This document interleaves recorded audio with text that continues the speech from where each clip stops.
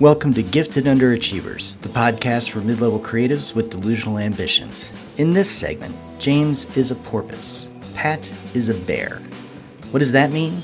Well, in this extended cut, Pat and James talk about their chronotype, how you can figure out what your chronotype is, and what it means for you as a creative.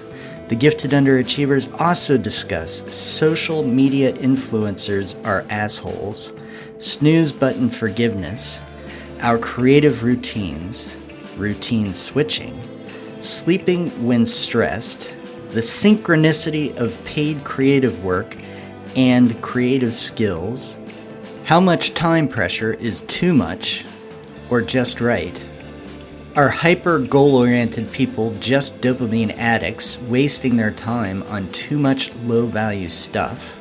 Why do jobby jobs have so many meetings and how to get out of them? Cooking versus features editing. And of course, more MAGA, MILF Alliance for Gonad Awareness. What do we do? What are we doing? Hey, James. Yeah, hi, Pat. Sorry, I'm a little sleepy today. I was going to ask you, how'd you sleep last night? Not well. Oh, what happened? Well, I'm a porpoise. In your dreams? No, actually, that's my chronotype. I've discovered that I'm a porpoise. Actually, I've rediscovered that I'm a porpoise. I keep discovering that I'm a porpoise. Do you forget? No, I hope it's going to change someday, because it's not, being the porpoise is not as much fun as it sounds. Okay, well, let's back up a little. Tell me where you got the porpoise and so on. Yeah, well, I'm gonna back up even further, and I'm just gonna present some context here. Okay, perfect. Which is, a couple of weeks ago, we said to each other, we're gonna do independent research. We're each gonna, have our own set of homework, and it's gonna be around chronotype and creativity. Yeah. Right. Because it was something, you had read a book and I had been working on some things, and so there was some synchronicity there. And so I went out and did my little bit of homework. You've gone out and done your homework. And so I'm going to just present to you kind of really quick what I discovered. That sounds good. That works? Okay. Yeah. So the first thing I discovered is that social media influencers are assholes. The up and atom ones, to say if you don't start by 4 a.m., you're a slacker. Those ones? Yeah. All the ones who say, you've got to start your day at 4 a.m. and you've got to do this and you got to do that and da da da da da da da. And it's, all the shoulds and all that kind of stuff. And it's all bullshit, right? And so, and the reason is because we're all different. And I found this one chart that shows all these creative people and when they did their creativity. And it's literally all over the map. Some people were early risers, and worked all day. Some people were early risers, but only worked a couple hours. Some people did it at night. Some people did this. I mean, there's literally no real theme to it, other than I think unintentionally they were working to their chronotype because they were selecting the times when they were the most creative. Cool. Right? Yeah. And so, so I went through that and then, thought, okay, we've got to sort of tell people what is chronotype, right? And so chronotype is a person's preferred sleep and activity time, which is based on their circadian rhythm. It's a behavioral manifestation of the body's internal clock, which regulates many physical processes. Yeah. Factors include genetics, environment, lifestyle, personality, right? Yeah. So this is at the Sleep Foundation, and we're going to put this link up because they have a great test to find out what your chronotype is, or actually Sleep Doctor is. I'm going to back up. I have two websites.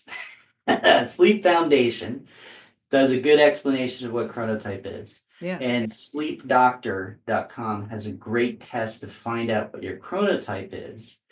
And there's basically four of them. There's the lion, which is about 15% of people.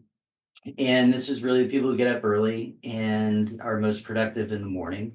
There's the bear, which is about 55% of people. And this is sort of the intermediate chronotype, tend to sort of follow the sun. They do well with traditional office hours, but have no problem maintaining social life in the evening, that kind of thing. The wolf, Mhm. equivalent of a classic night owl. So they're probably going to be up later, but be more creative later in the evening.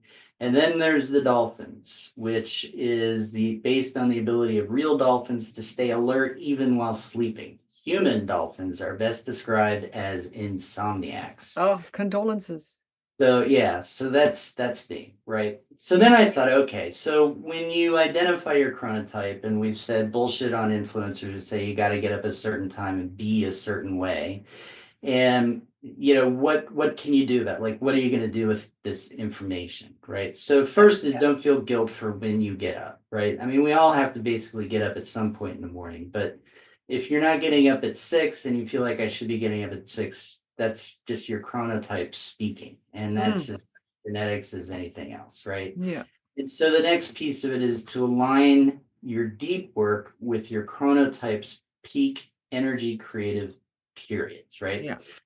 So I worked on a book with a guy that's coming out in August, and he's a really, really great guy. He's from the UK, and the book is called Regenerative Performance: Thrive in an Always On World Without Sacrificing Your Well-Being.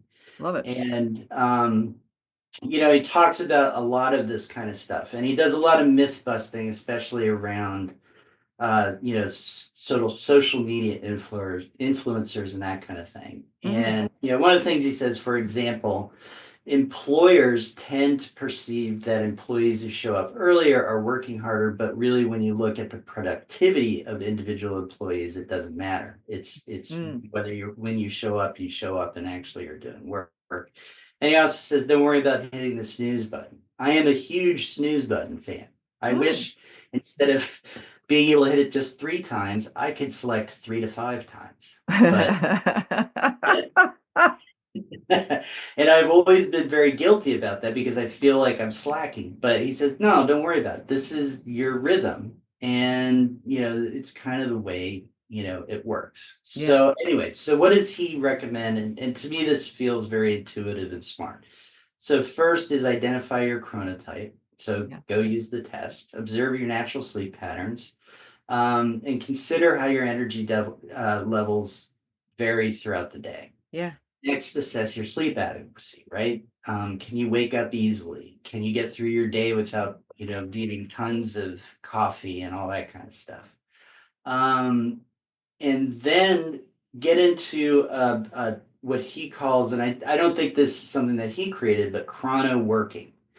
And really, it's about understanding, are you a morning type, evening type, or what is your best what are the best hours where you are most creative, and really trying to align your creative work to your chronotype. And Mm. so for me, when I'm doing my work, right? Like my work for clients, my editing, ghostwriting, those kinds of things, I do really well starting at about 8 in the morning and going till about 2, 3, 4 o'clock in the afternoon, depending on how well I slept the night before and that kind Yeah. of thing.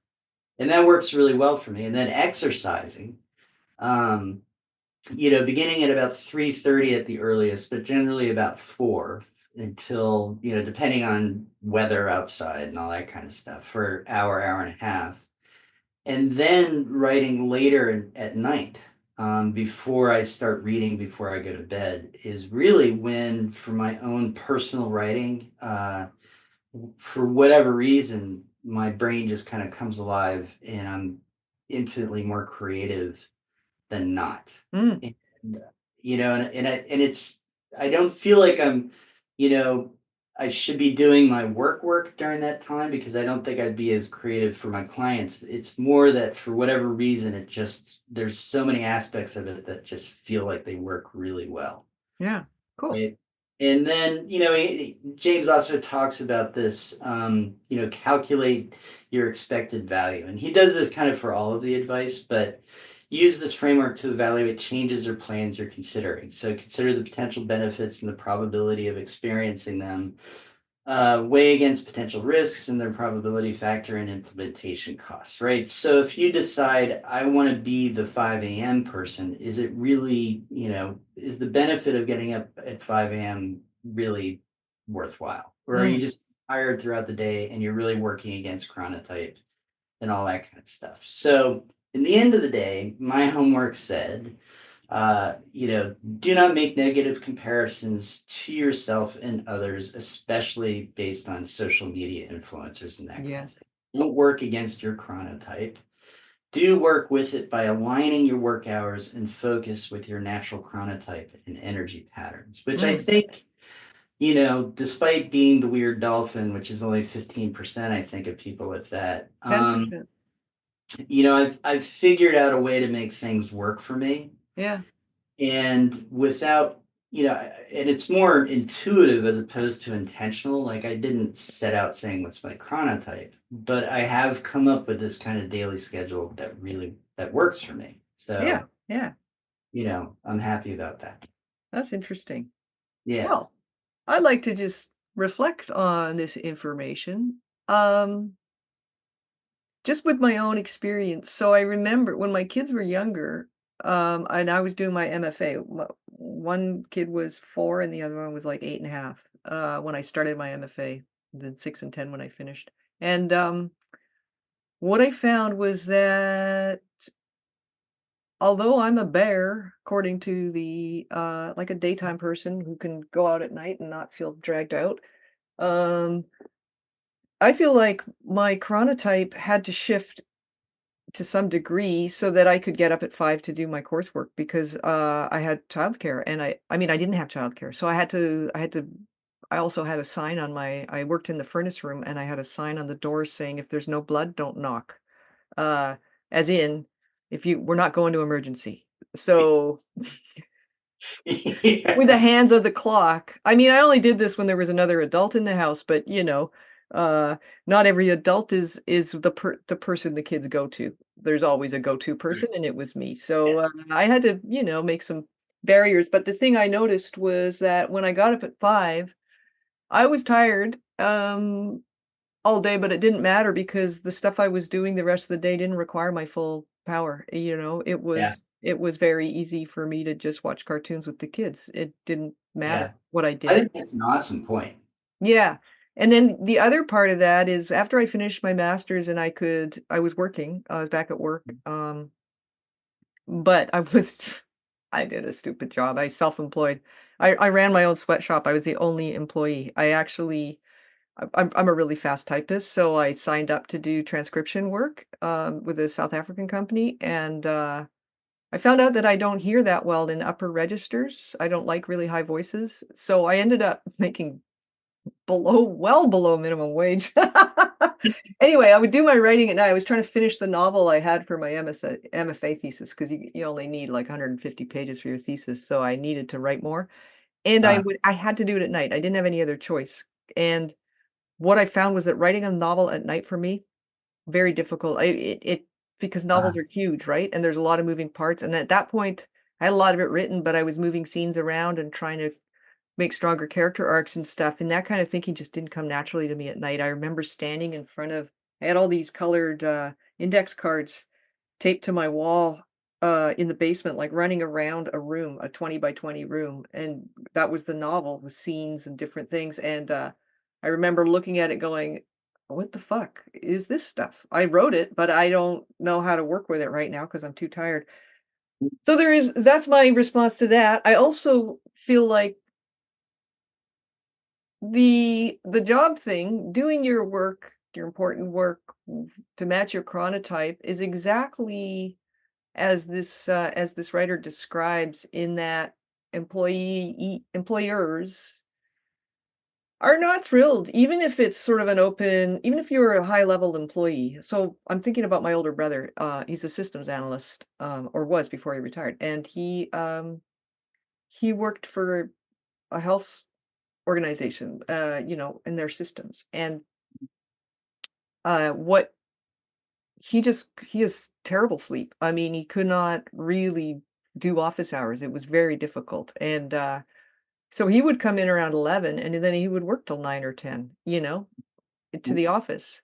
But there was always this, sometimes when he talked about coming into work and, even though they know he works late, everybody else has been there from anywhere from 2 to 4 hours because you could start as early as you wanted, and if people commuted, they'd commute because it was easier.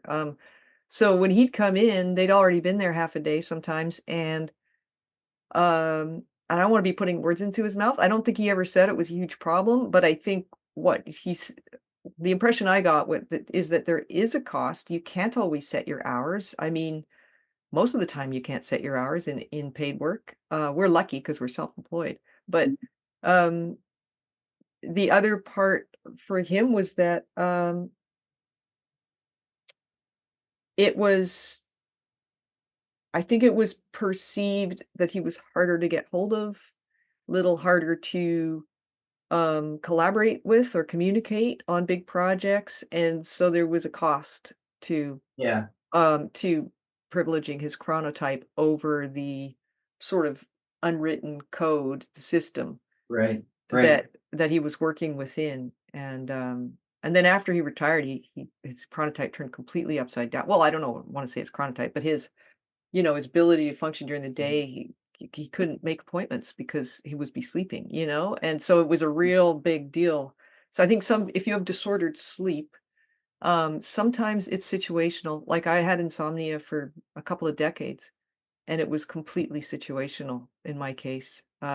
It wasn't to do with it was to do with my life being too uh, what's the word? Difficult. It was complicated and difficult, and so I would wake up and I wouldn't be able to get back to sleep. Now, Yeah. I don't have that problem because my life is much simpler. Yeah. Yeah. Yeah. So stress and anxiety, right? Yeah. You know, when I'm feeling most stressed, most anxious, generally I can fall asleep pretty well. Yeah.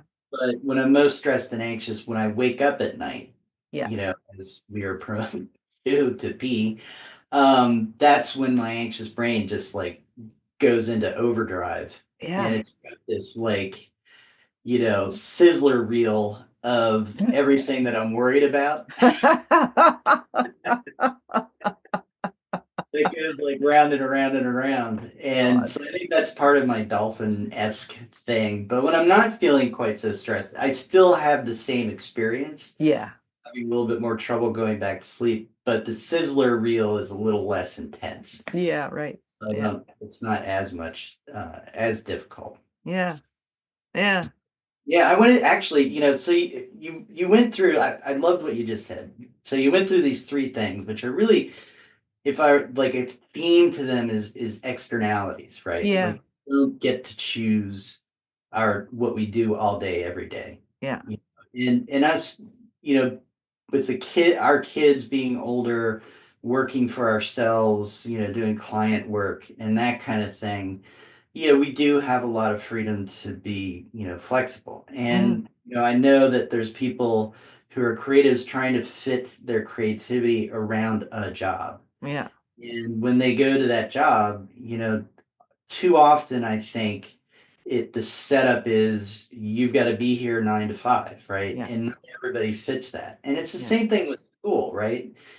So there's kids that do really, really well with 9 to 5 and sitting in a classroom, and there's kids who just suck at it. And I was Yeah. one of the kids who just sucked at it. Right.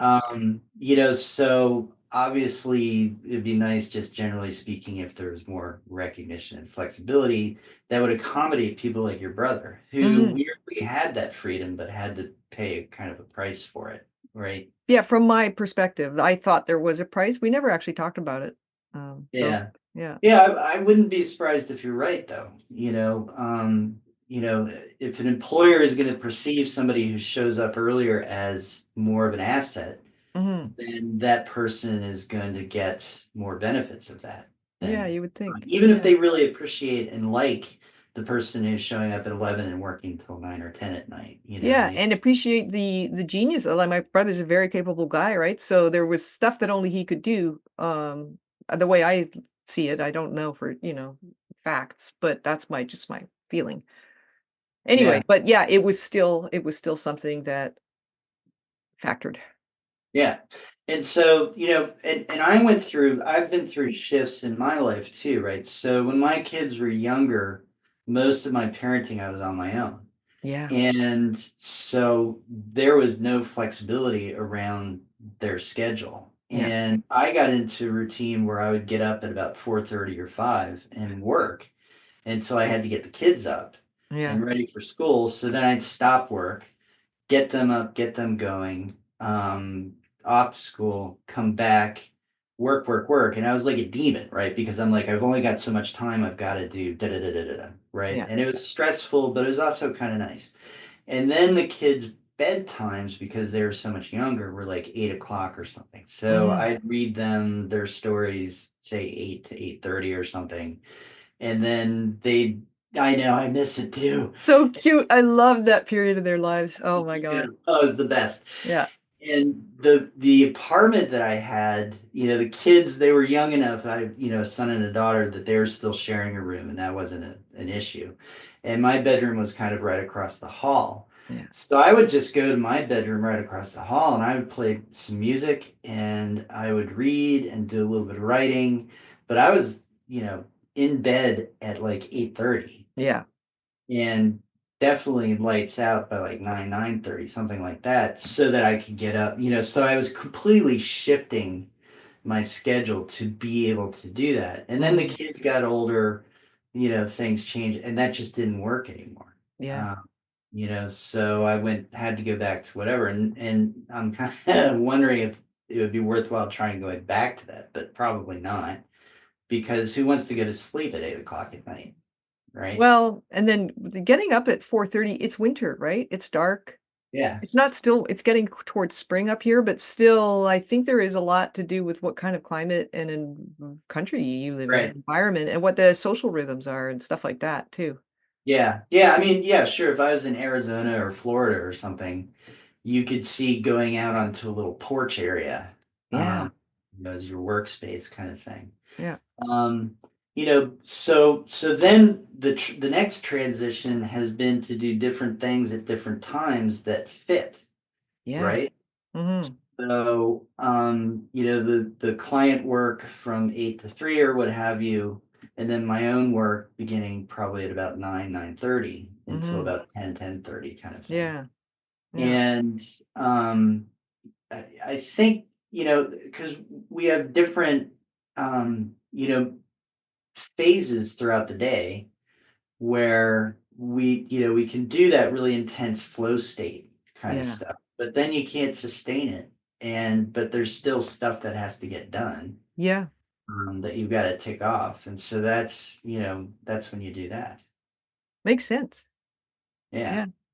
So, and I don't know what to say for the people I've got to work a day job and I'm trying to fit my creative work in and around it. I think that's why I'm doing what I'm doing now, so that I could try to have an easier fit. I don't know Mhm. if it's actually turned out that way, but Interesting. you know, Well, you do kind of work a day job. I mean, you're doing 8 to 4 on your day job. Um, it's Mhm, creative and you have some flexibility in which tasks you choose to do, but you're not mhm, doing your day job at night. You're not, you're not working 11 to 7 at your day job. It's like it's a very day jobby schedule. I actually keep very similar schedule. I tend to do 12-hour days, basically 10 to 12 hours so I don't have to work weekends. mhm, So, some days I start at 7, some days I start at 8, and then I usually finish by 6 or 7. And I just do it that way because I feel like I waste a lot of time some days and I don't mhm, wanna hurry. I like doing shit that I like doing when I like doing it. So we were talking about the MAGA the MAGA brand dilution badge I made on Canva. I just did that because I wanted to, and I didn't wanna do the deadline. I didn't feel like it, you And know? let's be clear, if people haven't heard that episode, that we're talking about the newly formed MILF Alliance for Gonad Awareness. Uh, so there will be merch. There will be merch.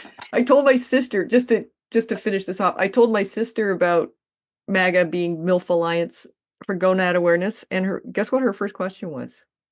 I can't even She's begin. like, "Can you have an acronym in an acronym?" Like, we can do whatever we want. Yeah. Why are there so many rules? She's a baker, right? She's got recipe mindset. I think it was curiosity. I don't think she was saying you can't have one. I think she just really wanted to know, is that okay? And I'm like, I think it's fine. Okay, I took it as a challenge. I took it as a challenge of our really great idea. I like MILF because anyway, let's get off that topic. Okay, We could take that so, one to death. Yeah. So I have a question for you, right? Okay, yeah. So getting back to the serious conversation, which speaking of which, I failed to do this, get my microphone in the right place. But Oh anyway, my God, I thought you were putting hand cream on. I was like, what's he gonna do next? Holy shit. Well, show me your hands. I know it's getting a little weird over here. Yeah. Yeah, I'm grabbing my microphone.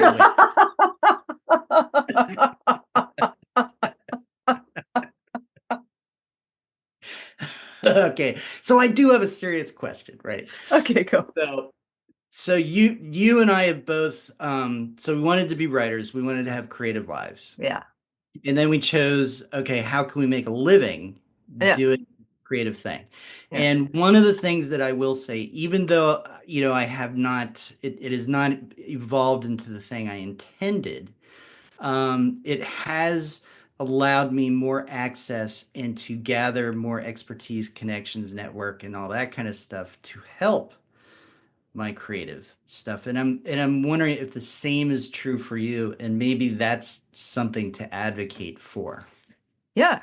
Good question.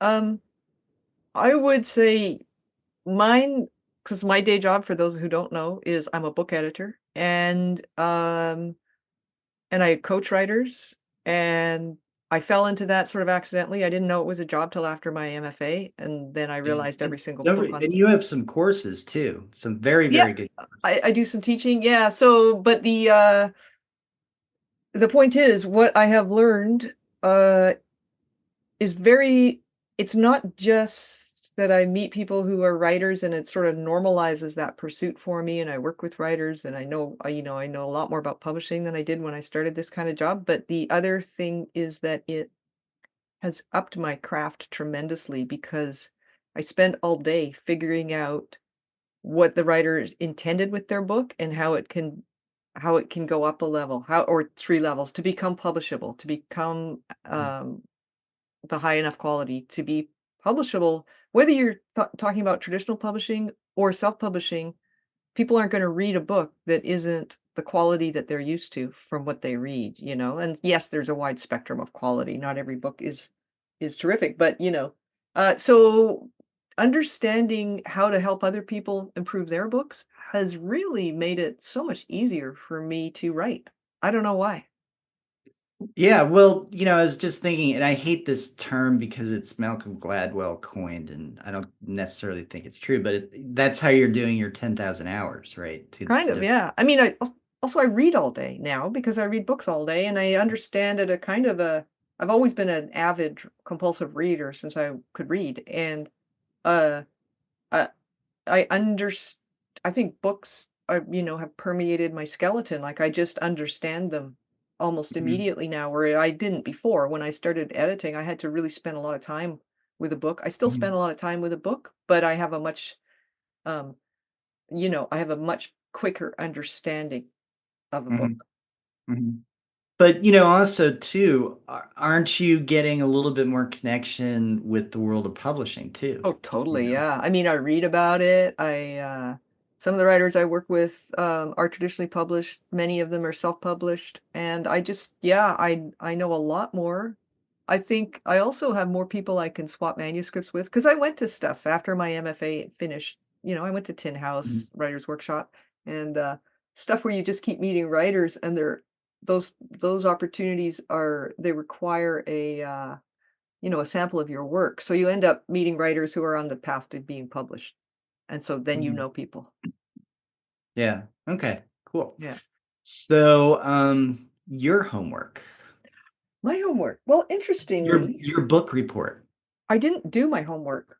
I did not do it. I ran out of time, but I did do it in a way because it's Friday, we're meeting. Thursday, I remembered that I have this book called A Geography of Time: The Temporal Misadventures of a Social Psychologist, or How Every Culture Keeps Time Just a Little Bit Differently. It's by a guy named Robert Levine, or Levine, probably Levine, I guess. Anyway, so for my homework, I read the table of contents. I've read the book before, but it was a long time ago. And then I picked one chapter to read again, and I just highlighted the shit out of it because it's my book. Nobody cares. I don't normally mark up books. I don't know Yeah. why. But anyway, this one I knew I was going to be scrambling to talk to you with some level of not just for Erudition, is that the pronunciation? well, that is, but it's the wrong word because it's not erudition. It's just me informing myself. Anyway, there's a few key things I thought you might find interesting. Okay. That, for example, and these are all basically studies, results of studies. And here's a quote that is writer Eva Hoffman captures this striving for moderation in how you feel about time when describing her adaptation from a childhood in Poland, Eastern Europe, to Mhm. adolescence in Canada and adulthood in the United States. So she's living in 3 different cultures, and Yeah. each culture views time differently. I do think Canada and the US have a very similar approach to time. We take very short vacations, 2 weeks, Mhm. where in Europe, 7 weeks is not unusual. Mhm. Um, and we're talking annual, not Yeah. 2 weeks out of every quarter. It's once a year you get to go away if you're Mhm. lucky. And we're also talking about this sort of uh, is it a Puritan work ethic? It's probably shared in the UK. We were talking earlier, but it's like this idea that if you're not perceived to be grinding it out, Right. then what you're doing is not good enough. There's Yeah. this kind of relationship between the amount of time you spend doing something and the perceived value of Yeah. your work. Well, that gets back to that, the influencer saying you need to get up at 5 a.m. if you're going to be, a decent human being, and the boss who rewards potentially the people who come in at 5 a.m. Yeah, there's partly that, and there's also, even for me being self-employed, I feel weird even if I've been at work 8 hours and I leave at 3 p.m., I feel weird because I normally work a longer day. So anyway, this person says, psychological pleasure is, I think, channeled in time as physical pain or satisfaction runs along the conduits of your nerves. When time compresses and shortens, it strangles pleasure. When it diffuses into aimlessness, the self thins out into affectless torpor. Pleasure exists in middle time, in time that is neither too accelerated nor too slowed down. And then there's been studies by social psychologists who basically support this. Too much time pressure is stressful, and too little can lead to boredom. And Mm. actually, um, uh, a psychologist, I can't pronounce the last name, found that at least for Americans, the least happy people are those with no time pressure at all. The most positive Mhm. reports came when people were in moderately challenging activities that engaged their skill. So the idea is that it's really time pressure can be energizing when served in the right dosage. And so this is where the knowledge of yourself, as per the chronotype quizzes and stuff like that, can be really helpful. And also the fit between you and what you do with your time. So if Mhm. you're a person who likes to kind of meander, see, I'm even being a little judgy with the word meander. It's like if you Yeah. like to, if you just run at a slower pace, than say your partner.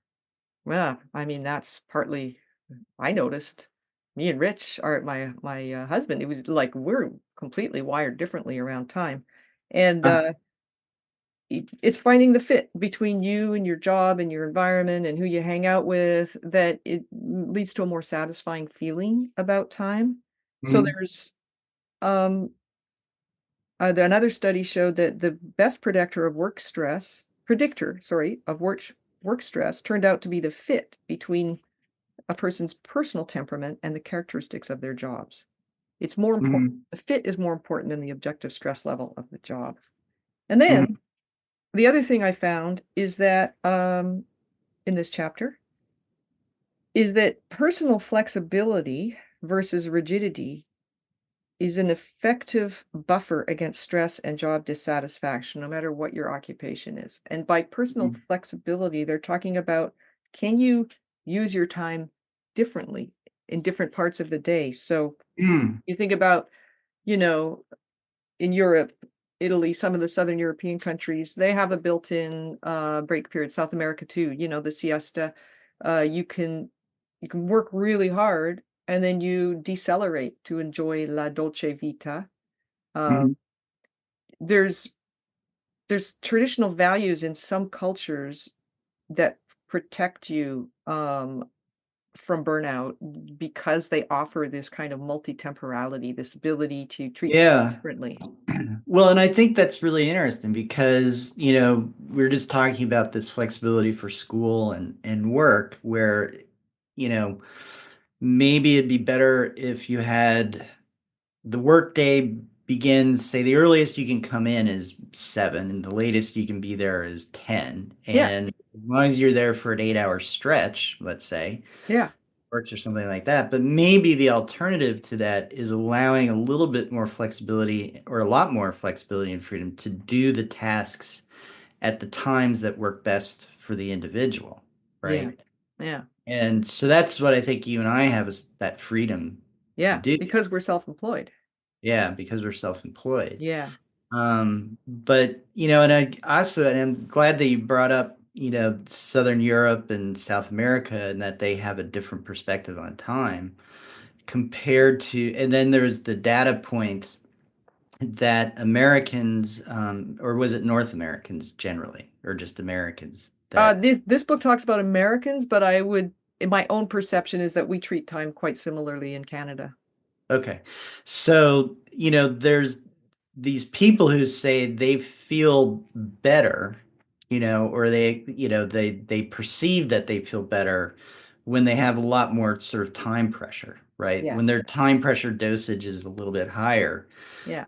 And I gotta wonder if that's, that perception is actually a healthy perception and whether that's a healthy way of being, because that can, one, if you're too stressed and you're too much about accomplishment, that's not a good thing, right? No. You need to be able to be, slow down, to Yeah, decompress, right? To yeah. regenerate kind of things. And then I wonder too if that sensation of happiness and fulfillment is more about collecting dopamine hits throughout the day, Mm, where maybe the things that you're accomplishing and the kind of that time pressure aren't really things that are all that meaningful. So you're right. spending 8 hours a day, 5 or for some people 6 days a week. Um, where most of the things you're doing give you that little dopamine hit, but really aren't that, meaningful. Yeah. Whatever the goal may be, whether, it's like, corporate strategy or, just your own personal goal. Mhm. Um, yeah, I mean, are you actually doing things that are going to meaningfully progress you to where you want to be? Yeah. Well, I think that's a really good question, and actually, I just want to, I think this is related in a way, meaningful, and also this, kind of homogeneity around how we blanket, "Oh, North Americans think about time this way." I mean, I just did that, and I actually know that the indigenous cultures don't Mm, treat time the same way. It's a learned you can learn it. It's a learned thing to be able to show up at a particular place at a particular time, but it's not necessarily how everybody operates in North America. So I just want to correct yeah. that. And the other part about what you say is, yeah, is maybe the focus on filling 60 hours, say for me, or 50 or whatever it is in a week with work-related activities, is it meaningful? How much of that could I use for stretching time in a different way so that I come at things with a more creative Hmm. mind? Because I'm remembering when I went on holiday, I hadn't had a holiday in 10 years, which is right there is bullshit. Yeah. I would take work every time we went somewhere, camping, it didn't matter what it was. I'd take work of some kind. And sometimes it was personal creative work, but a lot of the time it was client work. And then we went to Italy for almost a full month in Wow. 2022, August 2022, during a heat wave. And I am a pretty, scheduled person. I like to get my shit done. But because I Mhm. had cleared the decks in terms of deadlines, I didn't have any that month.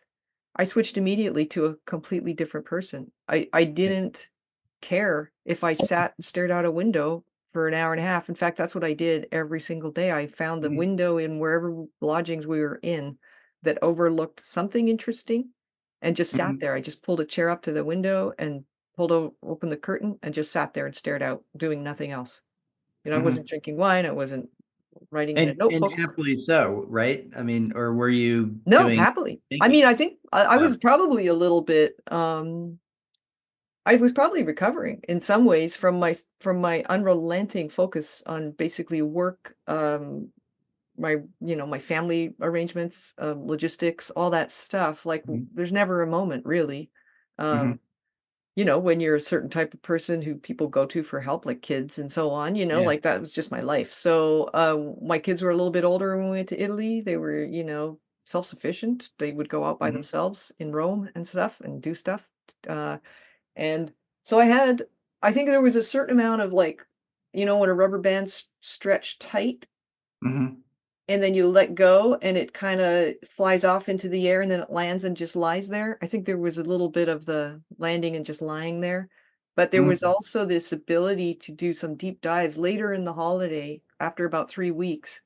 I was able to really think about the novel I was working on, like really you know, get creative with shit, and, Mhm. in my head, I didn't even write Mhm. stuff down most of the time Right. 'cause I didn't have a book, Right. I just had envelopes and whatnot, so, you know, um, so I think my natural bent might not be what I thought it was. I think I might have sort of driven myself into a bit of a compulsive attitude toward work, and in this book also, this Levine book, what I found interesting was he took a year and traveled and wrote this book on Mhm. time, but when he came back, he was a professor, and he said it was weird how quickly the restrictions, the time-bound nature of all the stuff he had to do Mhm. snapped onto him, but then he had this kind of life-changing idea that he would be able to drop some of the compulsive behavior that had occupied his time before he went on the sabbatical year,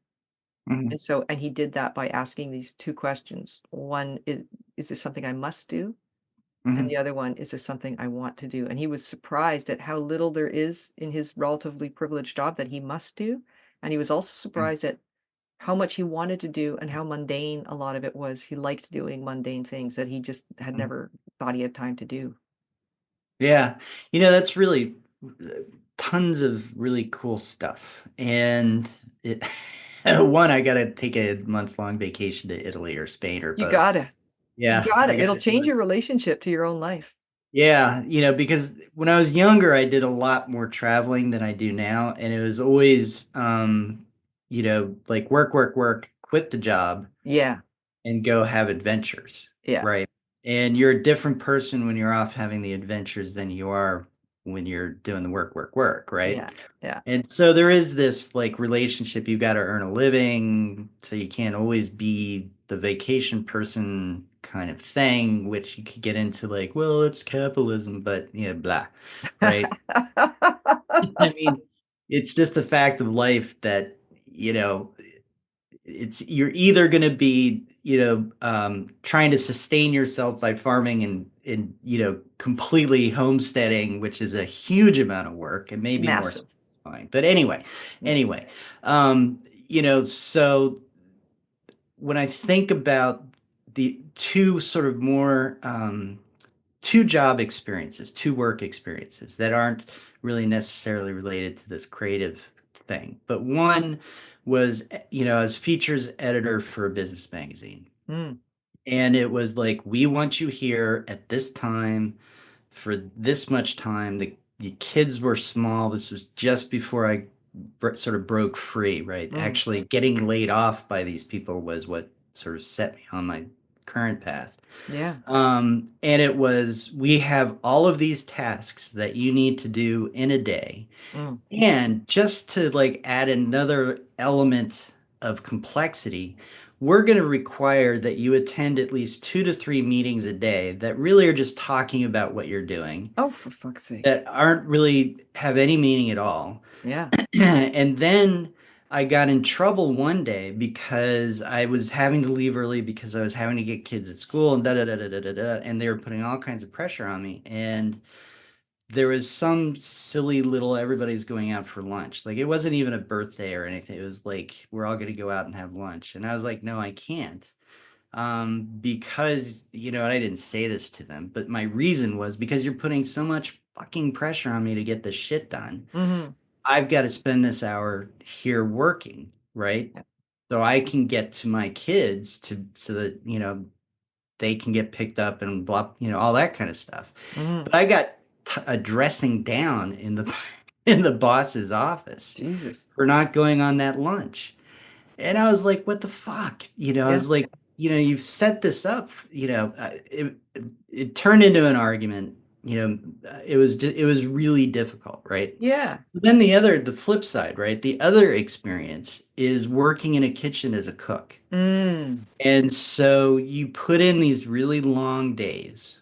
Um, but everything that you do from the moment you show up, is what you have to do to be able to succeed when everybody shows up to the restaurant, all the customers and, whatnot.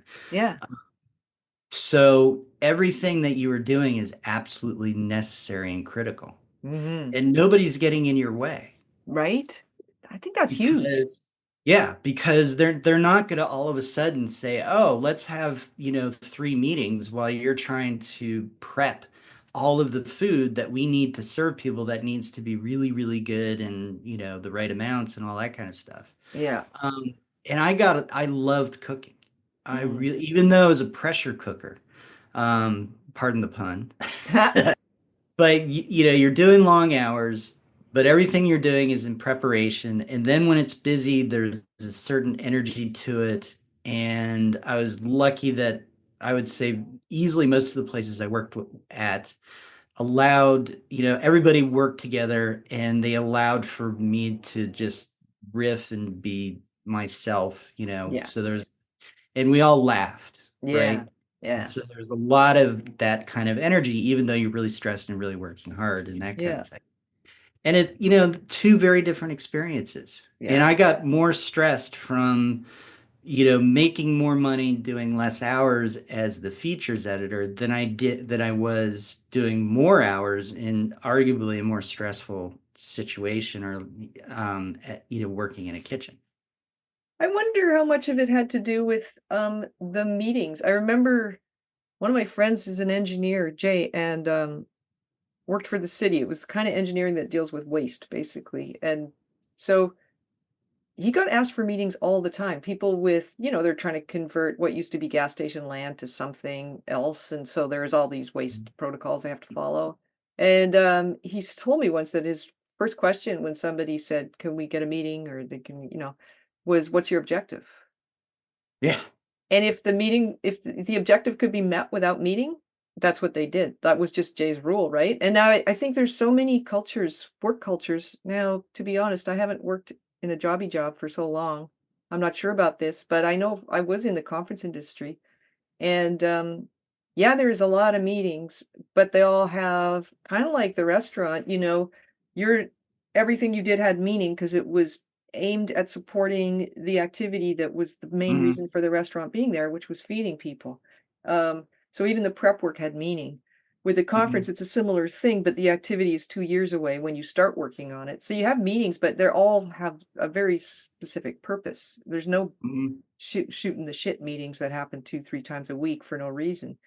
So I wonder if some of I I guess I'm curious about meetings, how meetings factor in, and if you're in a job with lots of meetings, how do you not lose your rag on the regular? Yeah. Yeah.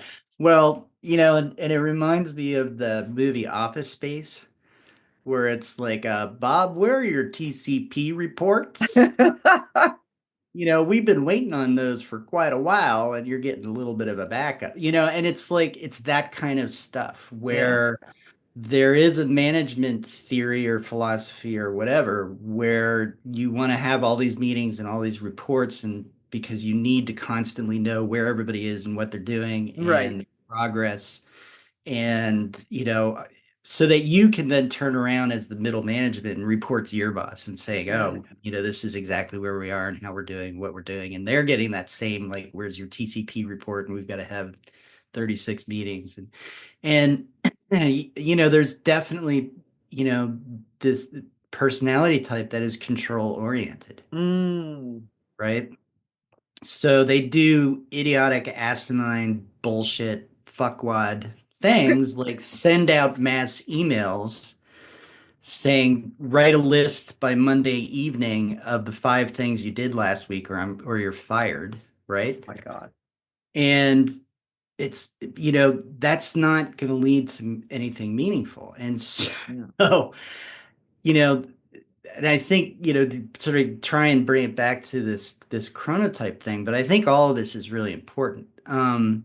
Is that when you get in, when you go from an environment, so I was cooking before I did the developmental, or not developmental, but the features editor Yeah. at Business Magazine, right? So I had that contrast. Yeah. And I would go into these meetings just gritting my teeth Yeah. because the boss, or the boss says, all of them felt these are critical, these are important, we've got to do them. They had no perspective whatsoever that this is kind of bullshit, but I have to do it, right? Mm. And to me, I was gritting my teeth because I was like, oh, this is such bullshit. Yeah. You're just gonna ask me what I'm doing, or we're going to talk about this. And it wasn't shoot the shit. It was, they were intensely serious about this stuff, and it drove me absolutely nuts. So I think, coming back is like chronotype, figure out what it is, be flexible, work with it. But I think there's this other issue that maybe we've sort of accidentally identified, which is be careful of becoming the dopamine hit person, Yeah. Yeah. right? Look for meaning. And I think that's actually it's very important for even for self-employed people because you can fill your day with administrivia that, okay, yeah, you need to file your taxes, but do you need to have them in color-coded folders and shit like that, you know? I don't Mhm. do that, by the way. I'm too cheap to buy color-coded folders. But there's things that actually making the thing that you're there to make. So I'm here to read. This is what I do. This is my job. I'm a reader. Uh, Mhm. I can spend a day at work where I maybe read for 2 hours and the rest is doing other stuff that either is I'm getting new work or I'm finishing off stuff or I'm meeting with writers or editors that I'm coaching, stuff like that. None of it is a waste of time. But I think I have some thinking to do around well, actually interrogating that idea. Is some of it a waste of time?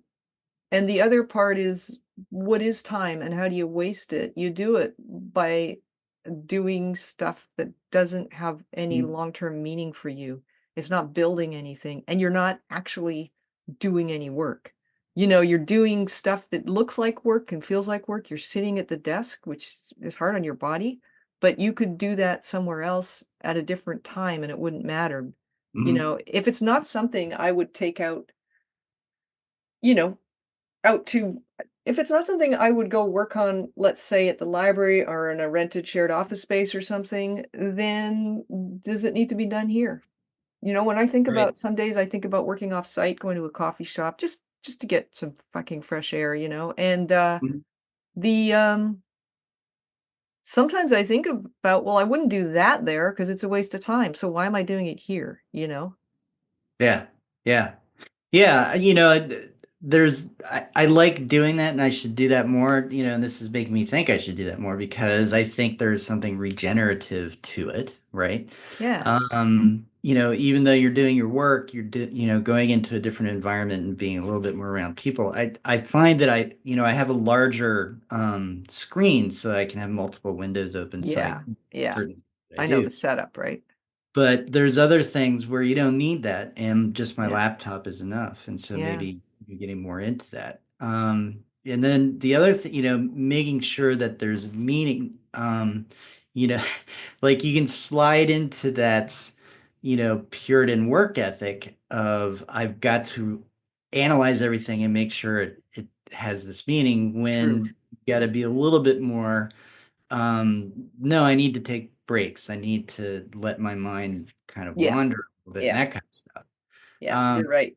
but I think, for me, especially early on as I was trying to build this into something and it Hmm. wasn't anything, Yeah. and I had no idea what, it was just each day kind of inventing. Yeah. The thing that kind of kept me going was one, wanting to be aligned with the creative work that I wanted to do, but the other is I got to make money, Yeah. right? So there's kids, there's bills, there's this, there's that. Yeah. So a lot of it came down to if I'm doing something and it's not going to lead to a new client or, some other revenue stream, then, that gets pushed to the side. Hmm. It's different when I'm doing my own creative writing, Yeah. because that's a lot more of a meditation, I think. And you do that outside of office hours, and it sounds deliberate because it works for you that way, and your mind works at that time of day or at Mhm. night, whatever. But I'm also wondering if there is, the idea that, say, your carrot at the end of a normal work day is to go run the trails for an hour and a half, or whatever. And so you don't necessarily want to add something into that time block that isn't, that doesn't make you more money. And the reality Mhm. is that create your own creative work doesn't make you more money. It'll make a bits here and there, but it's not how you earn your living, Right. Um, so that's something to think about. And I actually, yeah, I think my own urge to re-examine um, what I think of as wasting time can also negate the idea that sometimes doing a mundane task is exactly what you need. Mhm. Yeah. So, so your, MAGA, MILF Alliance for Gonad Awareness, sticker emblem, logo. Yeah, it took like 20 Really, minutes on Canva. yeah, it was really Yeah. funny. It's Thank you. really funny. Made me laugh. It's awesome. And so, yeah, I'm, as your co-host on the Gifted Underachievers podcast, I'm all for that kind of stuff. Like, Right. you have this ability with that. That's really awesome. So yeah, go ahead and do it. I'm trying to think like what is really like just fucking the dog goofing off that's actually maybe even unhelpful. And it's hard to really kind of come up with too many examples. Yeah. I think you're right. Though, here's a question. Have you ever seen another person trying to build a creative, freelance job or any kind of freelance job, um, not succeed or really struggle because everything they're focusing on is the stuff that's not important to actually establish that freelance job? Only once. Mhm. Um, yeah, okay. I don't wanna throw anyone under the bus here, but Yeah, that's why I asked you instead of telling my story. so I was married, and my husband at one point he was offered uh, office rental. He's a registered massage therapist. He was offered Mhm. office rental by a chiropractor, rented the office, but did no marketing. Just went and sat in there all day, read his book, thinking Yep. that somebody would come by and that he'd get referrals from the chiro and stuff like that. And it wasn't enough. He ended up um, it tanked. Because Yeah. none of the activities that he did in that space were related to the thing he was using the space for, which was to massage people. He didn't, from what I could tell. I mean, I said maybe a brochure, ever helpful, and because he would come in and go, I just had 7 hours with no clients, and I'm like, uh, So I said, "Maybe a brochure," and he's like, "Nah, I don't like brochures," you know? I was like, "How about a website?" And he's like, "Okay, can you do it?" Of course, I said, "Yeah, I can do that," and I did it, and, and it just some people are best suited to be an employee. Yeah, yeah. Well, I would say more structured work, Yes. right? And so yeah, and I've seen that too a few times where people say I have big ambitions Yeah. for this freelance, I'm going to free myself kind of thing. And then they focus on things, and I don't know if it's lack of experience or they're just really what they're saying is I need a mental break. You know what I Yeah. and and and whether it's they need clients or whatever, well, usually I guess it is clients, no matter what you're doing. I mean, for us, it's clients. For Yeah. what Yeah. gonna be clients, and Without so clients, there's it's nothing to do and there's bringing, no taxes to file because 'cause you're not making any yeah, money, you know? yeah. There's not like a money machine out there where you got to figure out the code to make it. Um, you know, and it's like so for me, the money thing was very galvanizing. Mhm. That I'm not gonna if something doesn't work really quickly, Yeah. I'm gonna very quickly drop it. Yeah. Then I mean, it's very simply, I'm gonna do the things that work, and I'm not gonna do the things that don't work. It is kinda simple. Yeah. You know. And I had this thing where I got to the end of the month, and if I was under on what it took for me to make money, like because I had a certain number of expenses, websites cost Mhm. money, everything costs a little bit, and I was renting an office too. And if I got anywhere close to any day after the 20th and I hadn't at least covered my expenses or covered my expenses and made some money, um, I went immediately on Craigslist and offered typing up papers and shit because 'cause I'd done that in the Oh, past. Like, really? oh yeah, my only goal every month financially was to make a profit. To be in the Yeah. black. I never wanted a month in the red, and so because if you take a month in the red, you'll take 6 months in the red. It turns into its own thing where you're like, "I'm not making any money," Mhm. and I'm like, "I don't care if the action I need to do to make money is only tangentially related to the service I'm offering. I'm still gonna do it because I feel good about myself when I'm making money," it's just a thing. Mhm. Yeah. Yeah. No, I mean, there's a limit to how much, where you can tolerate being in the red. Yeah, Um, it's short. It's short for me. I you mean, know, Vancouver's expensive, right? New yeah. Hampshire's expensive. Yeah. No, everything's expensive. And Yeah, yeah, no.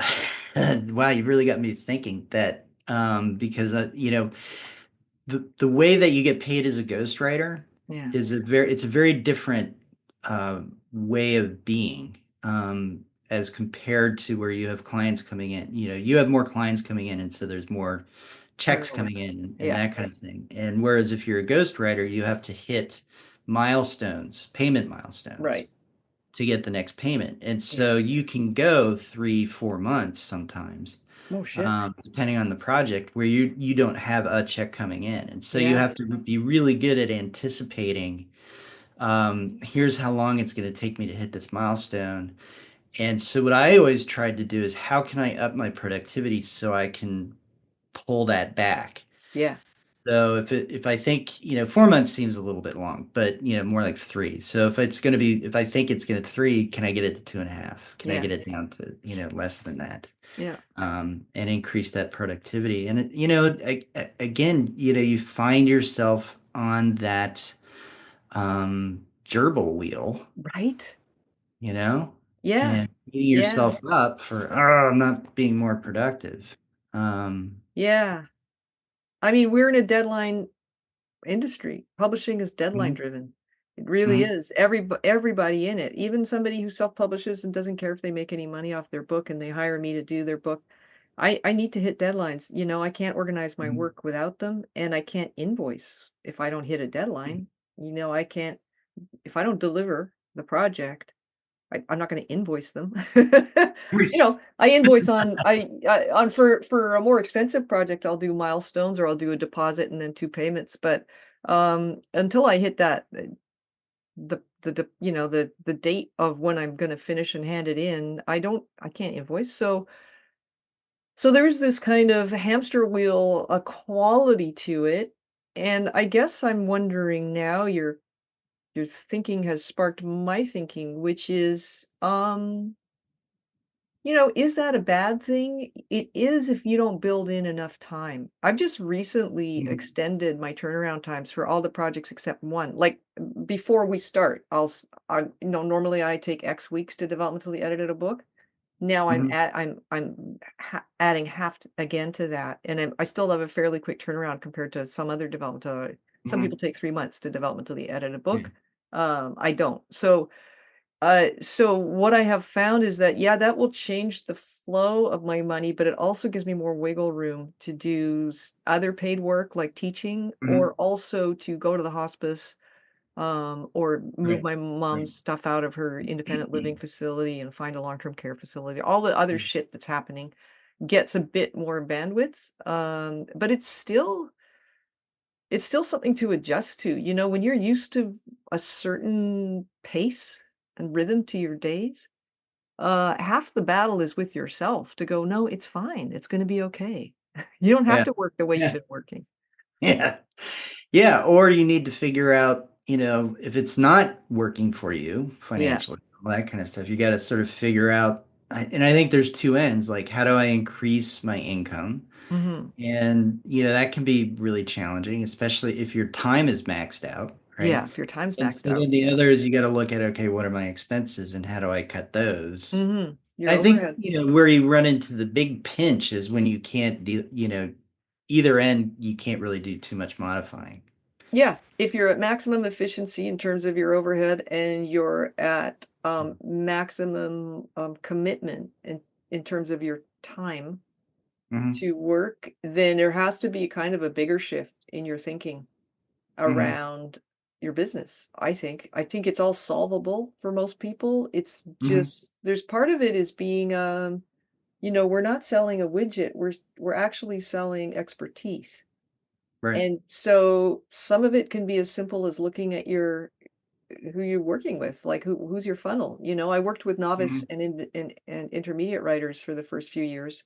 Um, and they just there's usually less understanding of the point, of editing, Mhm. which is to prepare books for publication in the long term. But even Mhm. the stuff I do is usually at a very early stage, and it's still um, novice writers are less likely to understand why it takes the time it takes and why it costs the amount Mhm. it costs. And so now my business naturally gravitates to intermediate to advanced writers. I still have a few novices, but even stuff like that, just looking at everything and Mhm. going, is there a way so that I'm not maxed out all the time? So that I'm Right. not watching every penny I spend and I'm not working every available moment? Is there like a paradigm shift I can have? Right. Right. Right. And then, and this is where that chronotype thing comes in because, it's a complicated melange Oui, oui. of stuff that you have to balance. Yeah, And I think this, thinking about your chronotype is part of that, in yeah. that you don't want to exhaust yourself, No, right? I And agree.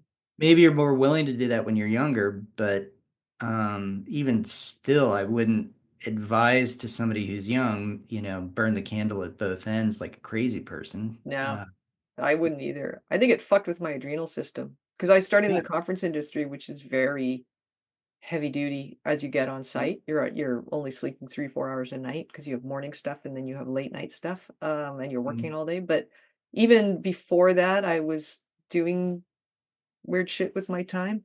And there's a physical cost for sure. I think my adrenals Mhm. burned out and I have to be really careful. And also, um, I think that sometimes you get trapped in habit and you don't have the perspective that you need in order to go. Something needs to shift here. Is it do I just need to work with my chronotype more, or or do I need to? leave the country for a couple of weeks. Yeah. And then you come back and you see things different. You're the one who changed, your life is you can go in and pick it up again and go, "Ow, this ouch, ouch," for, 6 months, and then you're back in it and you don't feel the pain anymore. But if the more distance you can get, and I'm thinking sometimes it's distance you need, and sometimes it's something like the unfolding Yeah. uh, thing, which says go where your interests are Yeah. and iterate and gather context. And so, really, if I was to seriously look at whether, in fact, my patterns around time are related to the types of clients that I work with and the level that I price out my stuff at, because I'm in the middle. I'm pretty mid-level. I don't charge a lot and I don't charge a little, but if I was to re-examine that and go, well, wait a minute, if I could get 3 more weeks a year of my own just to hang around, if I raised my rates and then I need to be with these clients, not these clients, then Mhm. looking at, what needs to change in order for that to happen. And all a lot of that would be gathering context. Who works with Yeah. those people? How do they position themselves?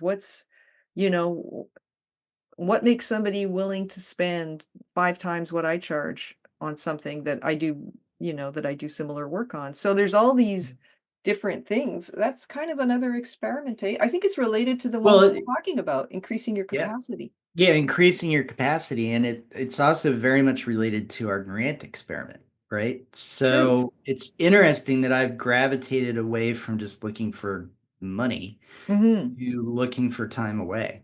Yeah.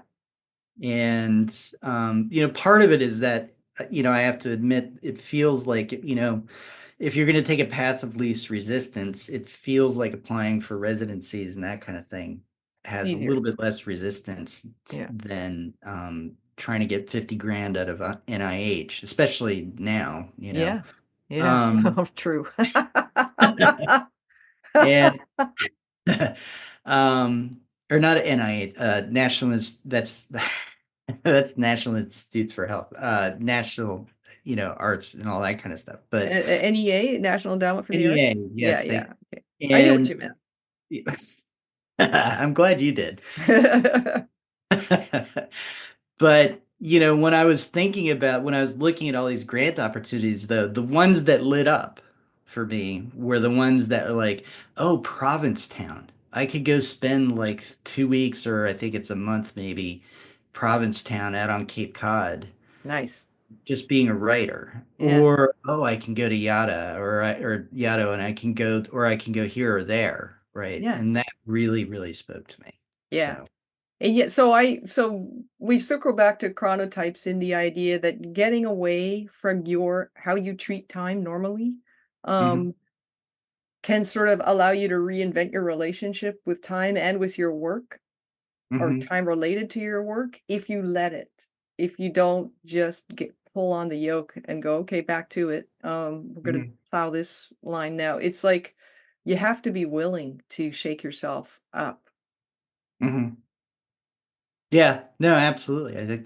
Yeah, no, I think that's a great place to say well done, Pat and James. Well done, gifted underachievers. You figured out something maybe that's pretty obvious, but nonetheless profound. I don't, I I don't think so. I agree. Mocking us, but no, I yeah, think it's absolutely true. We get locked into this thing of just we don't even think about time. yeah. It becomes And like the water we swim in. We don't see it. right, right. Good, yeah, way to put that. And you need to wrench yourself free to be able to get the perspective to come back and um, figure out, am I doing it the right way or do I need to do it a different way? You Yeah. know? Yeah. Or and how can I persuade myself that it's a good idea to change how I treat time? Because you do things because you're comfortable doing them, And Mhm. so I know for me, even um I'm still quite rigid about my working hours. I like having 10 or 12 hours to do my shit in because you know, Mhm. it takes that long and I like it. So, but Yeah. do I like it, or have I just drank my Yeah. own Kool-Aid? I don't know. I mean, yeah. Well, and I should complete my date, so I go for my run and I come back and I do more work, right? Oh, I So, didn't know that part. Okay. yeah. Yeah. So, yeah. So, yeah, I don't know. And there, to me, again, it comes back to that money as motivator. Mhm. Like I got to hit the milestones. Yeah. Uh, and there's due dates, right? We've got deadlines, Yeah. Yeah. those kinds of things. So yeah, as I said, it's a very complicated stew we're trying to prepare. Yeah. Yeah. And even just talking about it is quite complicated because there's so many things like culture and other things Mhm. that underpin how we treat time that we don't necessarily see or think about. Yeah. And also the just weird logistical things like I never do anything if I can avoid it that requires the use of a car between say 4 and 6 in Vancouver Mhm. or 7 to 10 in Vancouver because rush hour is a bitch and you just Right. spend the time at your wheel that you could be doing something else. But I kind of like driving and I kind of like listening to the radio and not and zoning out. I just Yeah. don't feel like I have enough time. Yeah. So speaking of the cultural thing, maybe we should plan an ambush interview of a creative worker in Barcelona. Oh yeah, that's a good idea. How Yeah. are we going to Just do that? call them up. Be like, yeah, hi, I'd like to talk to you about your services. And then, just lay into them. Like lay into them with curiosity With and love. curiosity and genuine North American goodness. But, our judgmental Puritan work ethic I don't know. is subtle undertone because we can't completely get rid of it. We have to, You know what? We're getting rid of it right now as we talk this through. I feel that every time we talk about time, we'll be a little less judgy because I think all the judgments, like you say, when we started this conversation, your client's book, all the judgments are completely spurious. They're not based on any kind of data that says night owls aren't valid people, like or don't do valid work. It's all over the map. And I think if you can do in 3 hours what takes somebody else 8 hours to do, more power to you, Yeah. God bless. So, all right. Gifted Achievers, the Gifted Underachievers, have discussed the fuck out of Something. something. Something. Yeah. Well. All right.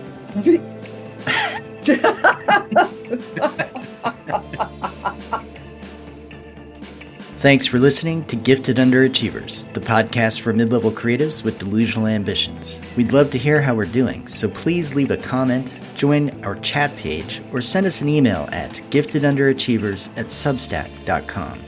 Don't forget, you can find us on Spotify, iTunes, and anywhere else you like to get your podcasts. Also, please hit the subscribe button. It really does help. And thank you. Have an awesome day.